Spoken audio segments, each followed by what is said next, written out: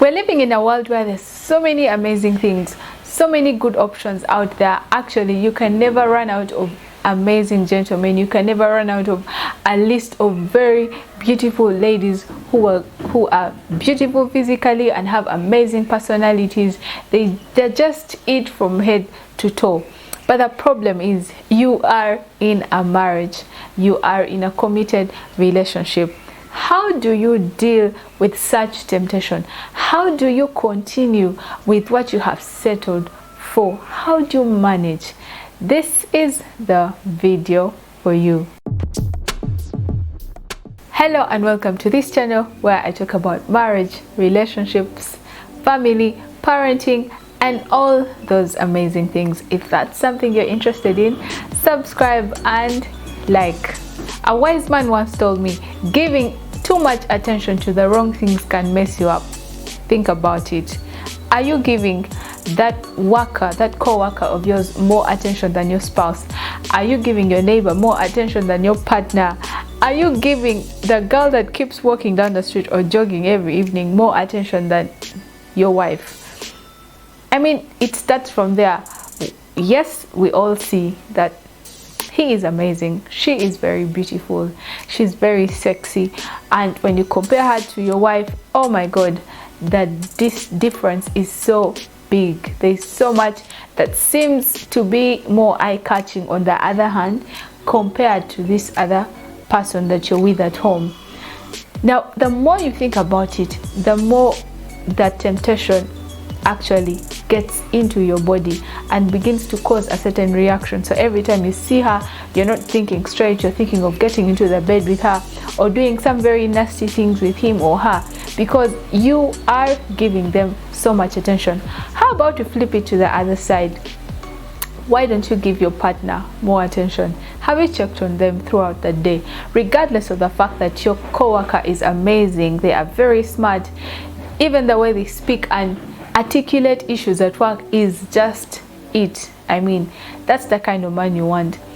But you know that when you met your partner, they were really amazing, only that you're not with them at the moment, or maybe you're going through a very hard time, tough seasons. You've had some amazing moments.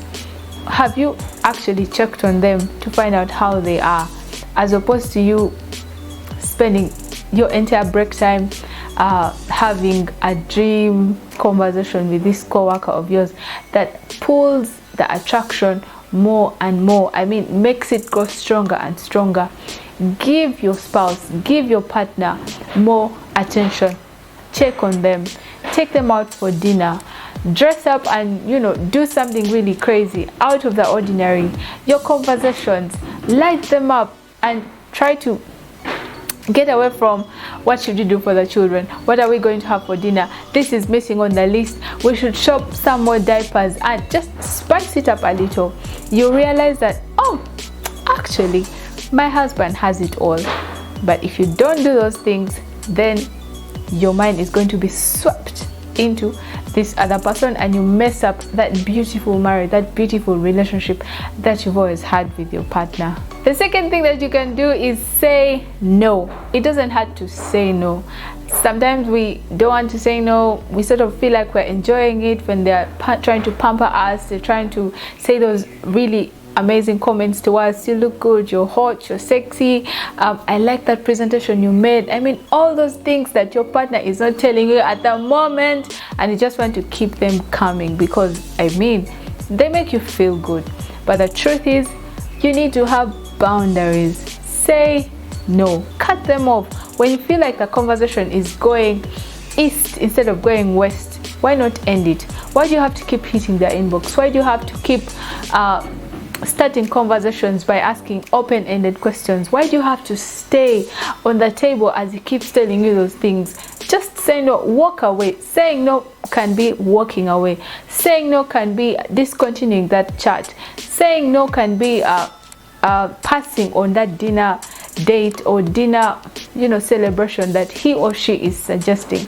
All those are different ways for you to actually deal with that temptation. When you create an enabling environment, that temptation is definitely going to grow into something else, and when it has happened, you're like, oh my god, I don't know how we got here, and everything is in a mess, and you can't just turn it around. And lastly, whatever is taking you away from your partner, you can either run away from it, you can either discard it, or actually involve them. It could be money. You're always chasing money. You have this deal, you have that deal, and you're no longer giving your partner time. Involve them. If you're going for a work trip, involve them in that work trip. That cuts down on the temptation. If you feel like the time I spend with this person at work is creating a certain environment that is not healthy for my relationship, then you can talk to someone in your workspace and ask that someone else is involved to work directly with them. After all, this is your marriage, this is your relationship. Everything is worth fighting for. You need to know that the beautiful ones are not yet born. That means that there is definitely something better that is going to come, and after that there will always be something better.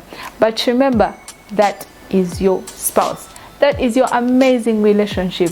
Always work towards achieving the best out of it, because you may fall for just a simple temptation that seems attractive, but at the end of the day, it messes up your entire life. Remember that not all that glitters is gold. Well, that's what I had for you today. Don't forget to like, subscribe, and turn on the bell notification for more uplifting content. See you in the next video.